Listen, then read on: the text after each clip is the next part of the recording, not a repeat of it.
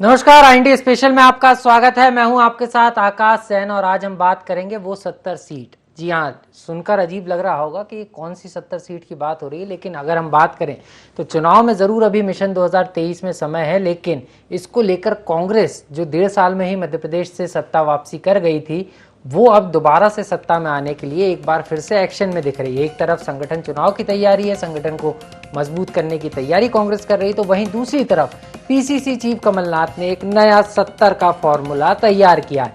माना यह जा रहा है कि इस फॉर्मूले के तहत जो है कांग्रेस बीजेपी की जो गढ़ वाली विधानसभा सीटें हैं, जिन पर लगातार बीजेपी कई सालों से जीतती आ रही है, चाहे हम गढ़ाकोटा की बात करें जहां से गोपाल भार्गव रेली विधानसभा सीट से आते हैं, लगातार जो है जीत दर्ज करते हैं। इसके अलावा बालाघाट की अगर हम बात करें तो गौरीशंकर बिसेन यहाँ से हैं। इसके अलावा कई ऐसी सीटें हैं जो बीजेपी का गढ़ बन गई हैं। लगातार 5 से 6 बार, 7 बार, 8 बार इन सीटों से बीजेपी के जो प्रत्याशी हैं वो लगातार विजयश्री हासिल कर रहे हैं। तो यही कारण है कि इस बार कांग्रेस बीजेपी के जो अभेद किले हैं उनको भेदने की तैयारी कर रही है और इसको लेकर खास प्लान कांग्रेस ने तैयार किया है। वहीं अगर हम बात करें बीजेपी की, तो बीजेपी के प्लान पर साफ तौर पर कांग्रेस की बात करें तो कांग्रेस बीजेपी जो है सीधे तौर पर कांग्रेस के प्लान पर सवाल उठाती हुई नजर आ रही है। बीजेपी का साफ तौर पर यह कहना है कि कांग्रेस कितने भी प्लान तैयार कर ले, फॉर्मूले बना ले, लेकिन फॉर्मूला फेल ही होगा, क्योंकि कांग्रेस का पता ही नहीं अभी कि कांग्रेस में कांग्रेस का नेतृत्व कौन कर रहा है, क्योंकि संगठन चुनाव हुए नहीं है और कमलनाथ कब तक मध्य प्रदेश की कमान संभाले रखने वाले हैं ये भी स्पष्ट नहीं है। इसको लेकर क्या कुछ कहना है बीजेपी और कांग्रेस का, पहले वो सुन लेते हैं, फिर इस पर हम चर्चा करेंगे। 6 महीने पहले से तैयारी करेंगे, 6 महीने पहले से तो घोषणा नहीं करेंगे कि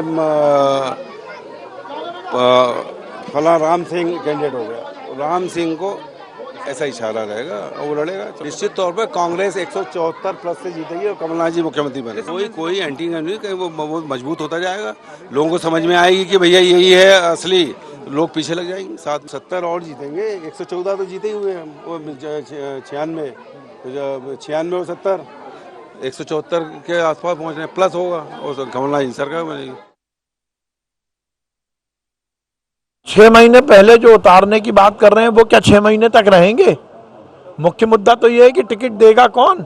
अभी तो नेता ही निश्चित नहीं है, दिल्ली का ही नेता निश्चित नहीं है, तो यहाँ का नेता कहाँ से निश्चित हो जाएगा? ये तो जवाबी जमा खर्च है। कह रहे हैं हम 70 को पहले दे देंगे। 70 को पहले दे दोगे तो देने वाला कौन है? मानेगा किसी को? किसने जिम्मेदारी किसको दे दी? तो सीधे तौर पर जवाबी जमा खर्च जो है बीजेपी इसको करार दे रही है, चुटकी ले रही है कि नेतृत्व को पता नहीं है, चाहे राष्ट्रीय नेतृत्व की बात हो या प्रदेश नेतृत्व की। लेकिन कांग्रेस की अपनी तैयारी, और 2018 में भी कुछ इसी तरीके की तैयारी करके कांग्रेस जो है सत्ता में काबिज हुई थी। हालांकि बीजेपी इसको फ्लॉप शो जरूर बता रही, लेकिन क्या ये 70 का फॉर्मूला है और वो 70 सीटें का फॉर्मूले पर किस तरीके से कांग्रेस काम करेगी, इसी पर हम समझेंगे। हमारे भोपाल ब्यूरो चीफ संदीप मिश्रा हमारे साथ जुड़ गए हैं, सीधे उनके पास चलेंगे। संदीप, कैसे देख रहे हैं?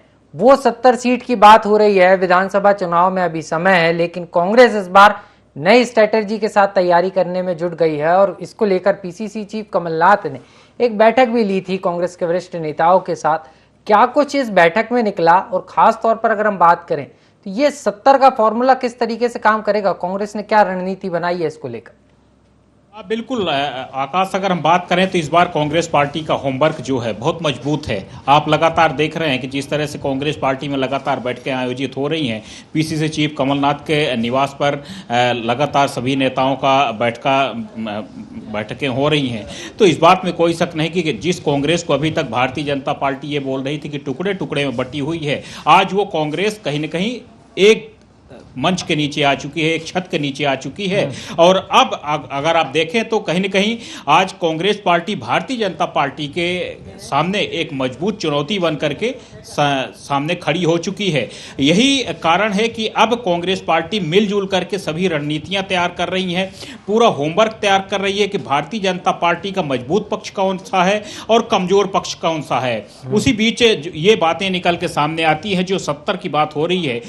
प्रदेश भर में यानी कि 230 विधानसभा सीटों में करीब 70 सीटें ऐसी हैं जो बीजेपी का कहीं न कहीं गढ़ बन चुकी हैं। यानी कि इन सीटों में जहां 2 से 3 बार लगातार भाजपा के विधायक जीते हैं, उसको कांग्रेस पार्टी भाजपा का गढ़ मान करके चल रही है। और इन 70 सीटों को लेकर के अलग से कांग्रेस पार्टी ने होमवर्क तैयार किया है और यही कारण है कि कांग्रेस पार्टी ने इन 70 सीटों पर करीब 6 महीने पहले ही अपने उम्मीदवार को उतारने का ऐलान किया है ताकि उसको पर्याप्त समय मिल सके और वो अपनी जो तैयारियां हैं जमीनी स्तर पर तो उन तैयारियों को अमली जामा पहना सके, लोगों के पास पहुंच सके। क्योंकि आमतौर पर देखने को ये आता है कि कहीं न कहीं टिकट वितरण में देरी होती है और उसके कारण कई बार कई उम्मीदवार आखिरी चरण में फिर हारते हैं या फिर वो दोषारोपण भी करते हैं कि उनको अंतिम में मौका मिला और समय उनके पास पर्याप्त नहीं था। बिल्कुल संदीप, समय पर्याप्त नहीं मिला, लेकिन समय तो पर्याप्त मिल जाएगा ऐसे में अगर 6 महीने पहले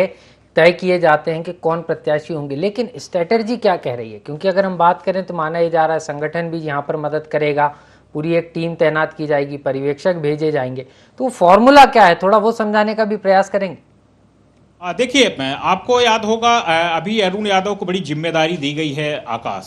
अरुण यादव को जो 230 विधानसभा सीटों में जिम्मेदारी मिली है कि आपको जातिगत आधार पर SC ST OBC सभी वर्गों को देखना है कि किस सीट में किस वर्ग का आधिपत्य है। और सभी सीटों में सबसे बड़ी बात एक और भी है कि सभी सीटों में किस वर्ग से कितने नेता सामने आते हैं जो प्रतिनिधित्व करते हैं किस उस वर्ग का ज्यादा से ज्यादा और उनकी लोकप्रियता ज्यादा है। इन सभी नेताओं को साधने की कोशिश की जाएगी और ये जो ज्यादा से ज्यादा उनका जो सर्वे भी चल रहा है, कांग्रेस पार्टी का लगातार सर्वे चलता है, जो बातें कही भी जाती है, तो उसके आधार पर ही इन उम्मीदवारों का भी चयन किया जाएगा। पर्यवेक्षक पहले से ही तैनात कर दिए गए हैं कांग्रेस पार्टी की ओर से। तो कई तरह से एक यहाँ पर कहीं न कहीं रणनीति तैयार की जा रही है और चलिए रणनीति तैयार की जा रही है और मिशन 23 की बारी है। बहुत बहुत शुक्रिया संदीप हमारे साथ जुड़ने के लिए, खबर साझा करने के लिए। तो जिस तरीके से हमारे भोपाल ब्यूरो चीफ संदीप मिश्रा इस बात को कह भी रहे हैं कि कांग्रेस इस बार अलग स्ट्रेटेजी के साथ मैदान में जाने की तैयारी कर रही है और यही कारण है कि PCC चीफ कमलनाथ ये 70 का फॉर्मूला लेकर नए प्लान के साथ आए हैं। लेकिन क्या ये फॉर्मूला और इसको लेकर बीजेपी और कांग्रेस का क्या कुछ कहना है, आइए वो भी समझ लेते हैं। राकेश शर्मा जी जुड़ गए हमारे साथ, बीजेपी के नेता हैं। इसके अलावा अमित शर्मा जी हैं, प्रवक्ता हैं कांग्रेस के। सीधे अमित जी, सबसे पहले आपके पास आना चाहूंगा, आप कैसे देख रहे हैं नए फॉर्मूला और मिशन 2023 की तैयारी कैसे देख रहे हैं?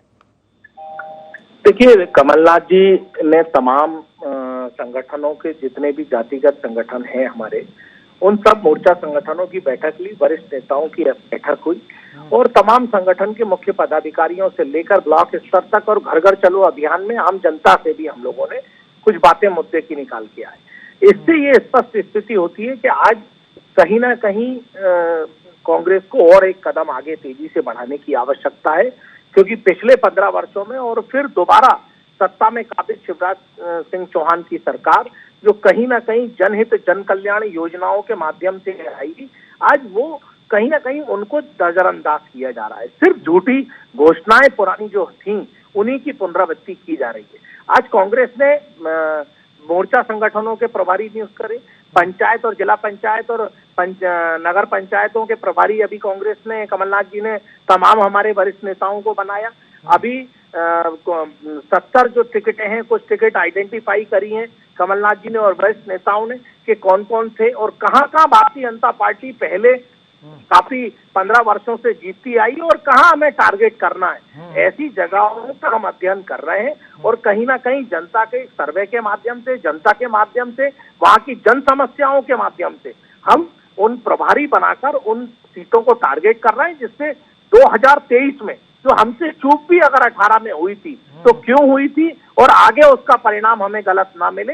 इसीलिए पूरी तैयारी के साथ कमलनाथ जी एक एक पल पर नजर भी खुद ही स्वयं रखे हुए हैं, खुद ही मॉनिटरिंग कर रहे हैं और लगातार लोगों को प्रभारी बनाकर आम जनता के बीच भेजा जा रहा है। चलिए, आपकी बात से तो ये स्पष्ट हो रहा है कि आपको प्लान से काफ़ी उम्मीद है और आपको लग रहा है कि फॉर्मूला 70 काफ़ी जो है कामयाब होगा। बहरहाल ये तो मिशन 23 में ही पता चल पाएगा, क्योंकि आप मिशन की तरह देख रहे हैं, लेकिन जनता जब निकलेगी इसका कितना लाभ मिला जब भी पता चलेगा। राकेश शर्मा जी हमारे साथ लगातार बने हुए हैं।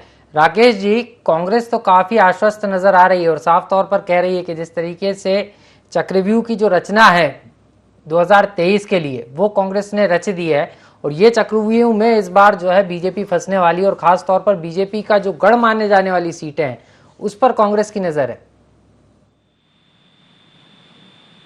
देखिए आकाश जी, मुझे तो इस बात पर आश्चर्य होता है जी कि वो कमलनाथ, इनका ये तय नहीं है कि कल प्रदेश अध्यक्ष रहेंगे कि नहीं रहेंगे। जिस तरह से उनको नेता प्रतिपक्ष से हटाया गया है, लगातार कांग्रेस पार्टी में मांग हो रही है कि कमलनाथ को प्रदेश अध्यक्ष के पद से भी हटाया जाए और किसी युवा को प्रदेश अध्यक्ष बनाया जाए, तो मुझे नहीं लगता कि ये रणनीति उनकी कहीं काम आएगी।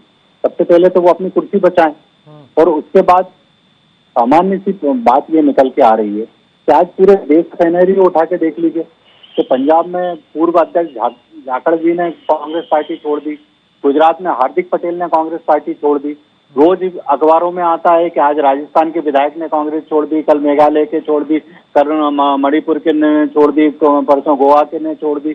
तो कांग्रेस पार्टी में जब कोई बचेगा नहीं तो ये लड़ाएंगे किसको? दुर्गति तो कांग्रेस की आप उत्तर प्रदेश में देखिए कि 3 उम्मीदवार घोषित कर दिए थे, उनको बी फॉर्म अलर्ट कर दिए थे और उनने चुनाव लड़ने से मना कर दिया। तो हमें तो इस बात पर कोई फर्क नहीं पड़ता कि कांग्रेस क्या रणनीति बना रही है। कांग्रेस के टाइटेनिक में एक आध पंछी बचेगा कि नहीं बचेगा, ये पहले कांग्रेस पार्टी तय कर ले। और दूसरी बात ये तो प्रवासी पक्षियों जैसे हैं कि चुनाव के समय नजर आते हैं, चुनाव खत्म हो जाते हैं तो पता नहीं चलता। कोरोना काल में मध्य प्रदेश की जनता पूछ रही थी कि नेता प्रतिपक्ष और प्रदेश अध्यक्ष कमलनाथ कहाँ हैं, कहीं नजर नहीं आए थे। 90 दिन तक गायब थे मध्य प्रदेश के सिनेरियो से। आप कह रहे हैं गायब थे, लेकिन सर 2018 में, क्योंकि आपने टाइटैनिक का जिक्र किया, तो टाइटैनिक था तो बहुत जबरदस्त जहाज, भले ही डूब गया लेकिन चूक वहां पर हो गई थी और ये चूक जो है 2018 में आपसे भी हो गई थी। तो यहाँ पर कांग्रेस क्योंकि जिस तरीके से इस बार भले ही बीजेपी के तर्ज पर लेकिन तैयारी जरूर कर रही है। लौटूंगा बहरहाल आपके पास। गौरव सर हमारे साथ जुड़ गए, वरिष्ठ पत्रकार हैं। सर आप कैसे देख रहे हैं, कांग्रेस की बदली राह नजर आ रही है। पीसीसी चीफ कमलनाथ जो है साइलेंट प्लान बनाने के लिए जाने भी जाते हैं और ये प्लान 2018 में काम भी किया था और इस बार नई बात के साथ निकलकर सामने आ रहे हैं। 70 सीटों पर कांग्रेस का फोकस है जो बीजेपी का गढ़ माने जाती है। आप कैसे देख रहे हैं सर इसको? भारत की जनता ने बहुत सारे युद्ध देखे हैं और 2 प्रमुख युद्ध हैं, एक राम और रावण का युद्ध, एक महाभारत का युद्ध जी। और दोनों ही युद्ध में जो हारने वाली सेना थी उसके सेनापति और सैनिक अंतिम दम तक लड़ते रहे सिर्फ इसी बात को लेकर के कि उन्हें युद्ध जीतना है। ऐसे ही राजनीतिक दलों के साथ होता है। कांग्रेस अगर अंतिम समय तक ये कोशिश कर रही है कि हमें जीतना है तो उसके हौसले को साथ देना पड़ेगी और हर राजनीतिक दल का कर्तव्य होता है कि अपनी रणनीति बनाए लेकिन रणनीति को उजागर ना करे। कांग्रेस कहीं पर गलती करती है और कांग्रेस को अगर वाकई में 2023 को जीतना है तो अब विभीषण और जयचंदों पर नजर रखना बहुत जरूरी होगा, क्योंकि पार्टी के अंदर की बातें बाहर जब आती हैं और विरोधी दल के पास जाती तो विरोधी दल उसके हिसाब से रणनीतियां तैयार करता है। तो सबसे पहले कांग्रेस को अपने यहाँ के जयचंद और विभीषणों पर नकेल डालना होगा जी। निश्चित रूप से सर, कांग्रेस में जयचंदों की कमी नहीं है और कांग्रेस की मुसीबत भी हमेशा से रही है। सीधे तौर पर अमित जी आप कैसे देख रहे हैं, क्योंकि जयचंद तो हैं कांग्रेस में, ये बात पहले भी कई बार उजागर हुई है और यही कारण है कि इसको कल्या का रूप भी दिया जाता है और जिस तरीके से बीजेपी भी तमाम आरोप लगा रही है, हालांकि आपको टाइटैनिक जहाज जरूर कह रही है। देखिए मैं आपको बता दूं कि जयचंद तो एक ऐसा शब्द है जो सतयुग से लेकर और कलयुग तक और कलयुग से लेकर आगे अनंत तक एक हमेशा कहीं ना कहीं किसी परिवार से लेकर और किसी संस्था से किसी राजनीतिक दल में जयचंदों की भूमिका तो होती है। मैं वरिष्ठ पत्रकार महोदय बोल रहे थे, मैं ठीक उनका धन्यवाद करूंगा। हम अब भैया दूध का जला भी छाछ फूक फूक के पीता है, तो निश्चित तौर पे अब हम हर उन जयचंदों पर भी नजर रखे हैं और भारतीय जनता पार्टी के लोगों पर भी नजर रखे हैं, जो कहीं ना कहीं अभी मेरे विद्वान साथी राकेश शर्मा जी ने कहा इनकी एक तरीका ही हो गया है। मध्य प्रदेश की आप कोई चर्चा की बात पूछेंगे तो ये राजस्थान पहुंच जाएंगे, मध्य प्रदेश की किसी घटना की बात पूछेंगे तो ये दिल्ली पहुंच जाएंगे, मध्य प्रदेश में अगर कोई किसी के साथ अत्याचार और अन्याय या भ्रष्टाचार होगा तो ये कर्नाटक और तमिलनाडु और हैदराबाद पहुंच जाएंगे, मध्य प्रदेश की बात नहीं करेंगे। मेरे विद्वान साथी जितनी चिंता कर रहे थे अभी कमलनाथ जी की, मैं बताना चाहता हूँ कि हम तो सत्ता में नहीं है और लेकिन जो आप सत्ता में हो, शिवराज सिंह चौहान इसी डर के कारण, इसी भय के कारण ये पंचायतों और नगर निगम के चुनाव नहीं करा रहे थे, क्योंकि कई जयचंद अभी शिवराज सिंह चौहान के पीछे लगे। कभी बात आती है कि शिवराज सिंह चौहान को हटाकर और कहीं ना कहीं अभी ज्योतिरादित्य सिंधिया को मुख्यमंत्री बनाया जा रहा है। कहीं बात कोई कैलाश विजयवर्गीय दिल्ली और इंदौर से चलकर भोपाल आते हैं, कोई उमा भारती कहीं पत्थर फेंकती है अपनी वैल्यू बताने के लिए। तो जिनके घर कांच के हैं वो पत्थर नहीं फेंका करते। राकेश शर्मा जी, ये मैं बड़ी विनम्रता से कहना चाहता हूँ, राजनीति के अंशों को और राजनीति की चर्चा को हमें ना बताएं, ये अपनी चर्चा करें। हमने जिस मुद्दे पर बात है, कांग्रेस राजनीतिक दल है और पूरी ताकत से 2023 में भारतीय जनता पार्टी की जो कई चिन्हित सीटें थी, 2000 में भी जो हम कई सीटें, कुछ हम 2500 से हारे थे, कुछ हम 3000 से हारे थे, ऐसी कई सीटें हैं जो कहीं ना कहीं वोट ऑफ परसेंटेज का अंतर ज्यादा नहीं था। वो कैसे पूर्ति हो, और जनता की वर्तमान की सरकार जनता की जन कल्याण योजनाओं में कहाँ कमी कर रही है, कहाँ किसानों के साथ अन्याय कर रही है, कहाँ बेरोजगारी के साथ नौजवानों के साथ अन्याय कर रही है, उन सब बातों को प्रमुखता से उठाकर 2023 की कमलनाथ जी के नेतृत्व में मजबूती से सरकार बनेगी। और अंतिम बात, ये वही लोग हैं भारतीय जनता पार्टी के जो मुक्त भारत, कांग्रेस मुक्त भारत की ओर थे, 2018 में कांग्रेस मुक्त मध्य प्रदेश की ओर थे, लेकिन जनता ने जवाब दिया। और किसका जहाज डूबा, वो टाइटैनिक था कि कौन की कील ठोकी थी, ये भारतीय जनता पार्टी के मेरे विद्वान साथी अच्छी तरह जानते हैं। लेकिन कांग्रेस युक्त बीजेपी जरूर बीजेपी ने बना ली, आप भी इस बात को तो मानते हैं? मैंने कहा ना कि जयचंदों की भूमिका सतयुग से लेकर कलयुग तक रहेगी, और आज भी हम उन्हें खत्म कर दें या भारतीय जनता पार्टी खत्म कर दे तो शायद अतिशयोक्ति हो। अतिशयोक्ति तो होगी अमित जी, लेकिन एक चीज़ और समझना चाह रहा था, जो प्लानिंग आप कर रहे हैं कि 6 माह पहले ही टिकट तय कर दिया जाएगा, प्रत्याशी के नाम का ऐलान हो जाएगा, तो ये श्योरिटी भी देना होगी ना, जिस पर बीजेपी को बार बार आपत्ति भी हो रही है, बीजेपी सवाल भी उठा रही है कि वो प्रत्याशी बदला नहीं जाएगा। क्योंकि अगर शीर्ष नेतृत्व में परिवर्तन हो जाता है या पार्टी एट ए टाइम कई बार कैंडिडेट चेंज कर देती है, तो कहीं ना कहीं उसके कारण भी जो है अंदरूनी कला निकल कर सामने आती है। तो ऐसा कुछ नहीं होगा क्या? ये भी पूरी गारंटी ले रहे हैं क्या, जिसको एक बार टिकट दे दिया फिर उसी को जिताने के लिए सब लोग जी जान से जुट जाएंगे? देखिए, राजनीति का सबसे सही अर्थ होता है सियासत, जो उर्दू में कहा है। मैं ये कहना चाहता हूँ कि आज अगर गोविंद सिंह जी की बात करें, हम सज्जन सिंह वर्मा जी की बात करें, स्वयं कमलनाथ जी की बात करें, हर राजनीतिक दल में शिवराज सिंह चौहान जी की बात करें, तमाम और लोगों की जो भूपेंद्र सिंह की बात करें, क्या इनकी टिकट कटेंगी?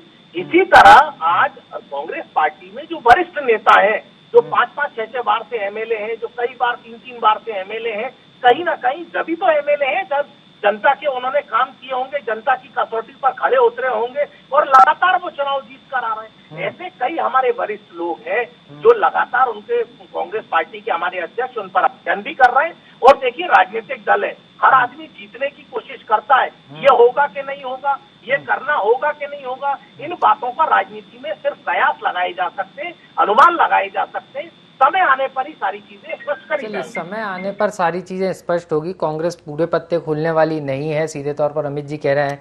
राकेश जी, अमित जी तमाम आरोप भी लगा रहे हैं, इस बात को भी कह रहे हैं कि 2018 में झटका दिया था और 23 में भी देंगे। राकेश जी, लगता है राकेश जी से संपर्क टूट गया है, दोबारा जुड़ने की कोशिश करेंगे। गौरव सर लगातार बने हुए हैं। गौरव सर, ये स्ट्रैटेजी जो कांग्रेस तैयार कर रही है, और आपने जिस तरीके से बड़ी बात पहले भी बताई कि जयचंदों से बचना होगा, लेकिन आपको क्या लग रहा है ये फॉर्मूला कितना काम आएगा? क्योंकि अभी तक कांग्रेस अपनी सीटों पर फोकस करती थी कि ये सीटें हमारे पास है, पहले इनको सेव कर लें, लेकिन ये पहली बार हो रहा है कि बात हो रही है बीजेपी की गढ़ की सीटों पर नजर लगाने की, उन पर तैयारी करने की। तो क्या लग रहा है आपको, इससे कितना लाभ हो सकता है कांग्रेस पार्टी को? देखिए, अगर ईमानदारी से कांग्रेस इस दिशा में मेहनत कर रही है तो मैं यही कहूंगा कि वो सरकार बनाने की स्थिति में हो, क्योंकि भाजपा भी कोई सामान्य तरीके से चुनाव नहीं लड़ेगी। भाजपा भी यही करती है, जो कांग्रेस के प्रत्याशी जीते हुए हैं उनकी सीटों पर ध्यान देती है।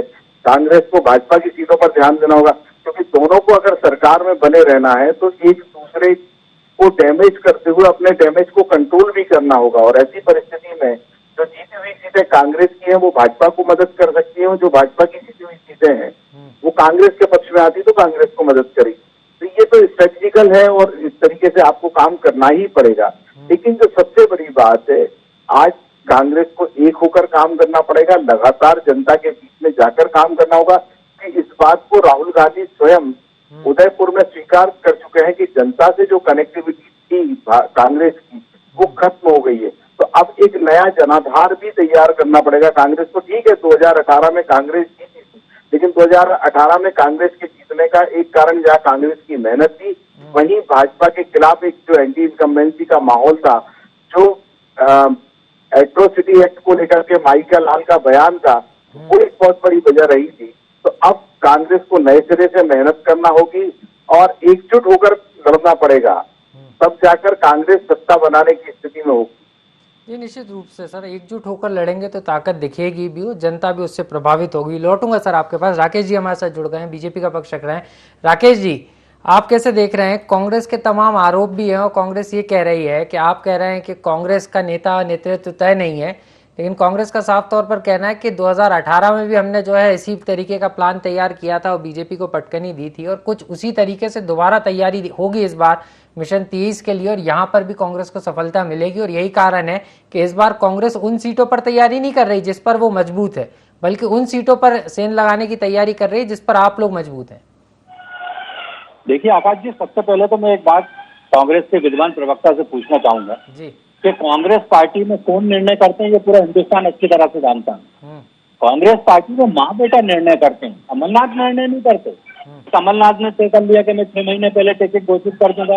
पहले राहुल गांधी और सोनिया गांधी तो तय कर लिया कि कांग्रेस पार्टी को किस दिशा में लेके जाना। और दूसरी बात, मुझे इस बात का जवाब दिलाएं, कमलनाथ पर विश्वास कौन करे? कमलनाथ अगर आज सज्जन सिंह वर्मा और विजय लक्ष्मी साधु के नहीं हुए तो किसके होंगे? कमलनाथ सिर्फ अपने बेटे की पैरवी कर रहे हैं और अपने बेटे को आगे बढ़ा रहे हैं। उनके जो खास बंदे हैं, जो दाएं बाएं कहलाते थे, सज्जन सिंह वर्मा और विजय लक्ष्मी साधु, जिनको वादा किया था कि तुम्हें नेता प्रतिपक्ष बनाया जाएगा, उन दोनों के साथ धोखा किया है। मध्य प्रदेश में आज कोई भी व्यक्ति कमलनाथ के साथ खड़ा होने के लिए तैयार नहीं है। चाहे आप अरुण यादव की बात कर लो, चाहे अजय सिंह की बात कर लो, ये सब नेता आज कहीं ना कहीं कांग्रेस पार्टी को किस स्थिति में लेके जा रहे हैं, ये किसी से छुपा है क्या? मैं तो एक बात पूछना चाहता हूँ ना कि कैंडिडेट तो डिक्लेयर कर दोगे, कैंडिडेट चुनाव लड़ने के लिए तैयार होंगे कि नहीं होंगे? फिर उसके बाद कल कौन प्रदेश अध्यक्ष बनेगा, उसके कौन से कैंडिडेट होंगे?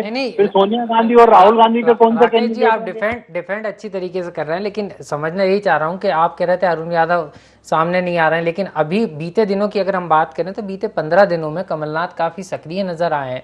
लगातार मैराथन बैठकें की हैं, एक जाजम पे, चाहे हम अजय सिंह की बात करें, चाहे अरुण यादव की बात करें, नेता प्रतिपक्ष डॉक्टर गोविंद सिंह की बात करें, एक जाजम पे सारे नेता एक साथ बंद कमरे में चर्चा करते हुए नजर भी आए।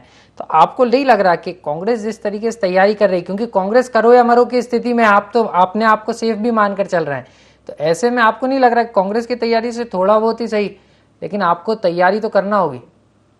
नहीं आकाश जी, सबसे पहले तो मैं एक बात पूछना चाहता हूँ ना कि आज रोज आप अखबारों को उठा लो, सोशल मीडिया को उठा लो, रोज आता है कि अब कमलनाथ ज्यादा दिन के मेहमान कांग्रेस पार्टी में नहीं बचे हैं, उम्र दराज हो गए हैं, इसलिए उनको प्रदेश अध्यक्ष के पद से हटा के किसी युवा को बनाया जा सकता है। तो इसीलिए ये जो जब दीपक बुझने लगता है तो ज्यादा फड़फड़ाने लगता है। वही स्थिति कमलनाथ की होगी, क्योंकि उनको लग रहा है कि 4 दिन के मेहमान हैं कांग्रेस पार्टी में, इसलिए अपने आप को सक्रिय दिखा रहे हैं। और आज तो देखिए ना, आप देखिए खंडवा का जो लोकसभा चुनाव हुआ, उसमें जिन लोगों ने भीतर घात किया कांग्रेस के जिला अध्यक्ष ने, वो वहां के प्रत्याशी ने शिकायत की और कांग्रेस पार्टी ने उन्हें जिला अध्यक्ष से हटाया।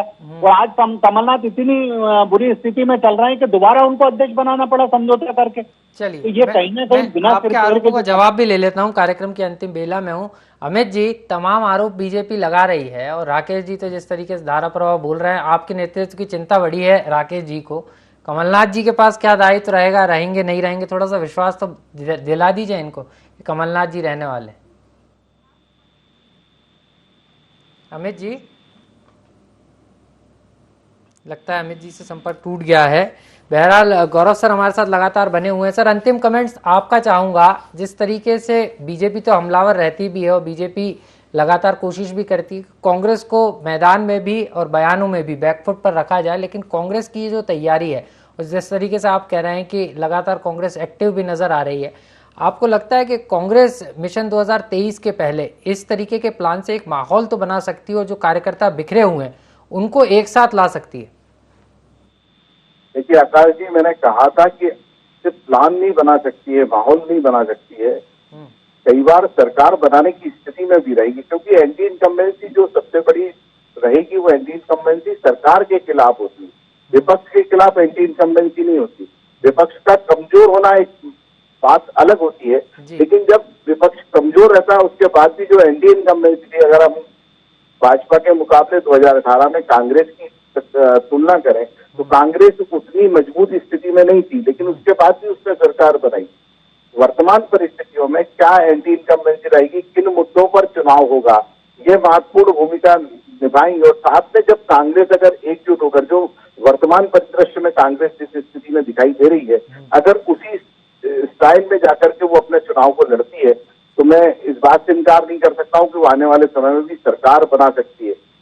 निश्चित रूप से भाजपा को भी अब खुद अपने ऊपर मेहनत करना होगी, और भाजपा खुद ऐसी रणनीति बनाकर चल रही कि उसकी एंटी इनकम्बेंसी कम से कम हो।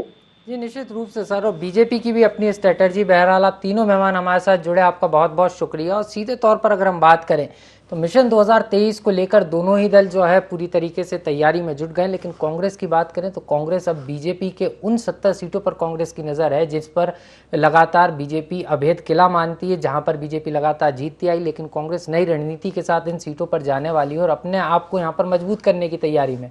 वो माना यह भी जा रहा है कि 6 महीने पहले जो है इन सीटों पर प्रत्याशियों के नाम का ऐलान होगा। इससे ये तो साफ है कि कांग्रेस ने अभी हार नहीं मानी, और जितना समय 23 की तैयारी में बचा है, कांग्रेस पूरी मेहनत के साथ एक जाजम के नीचे आकर यहाँ पर चुनाव मैदान में उतरेगी, जिससे ये तो साफ है कि मिशन 23 का रण बेहद दिलचस्प होगा। लेकिन वो 70 सीटें किसकी होंगी ये देखना भी बेहद दिलचस्प होगा।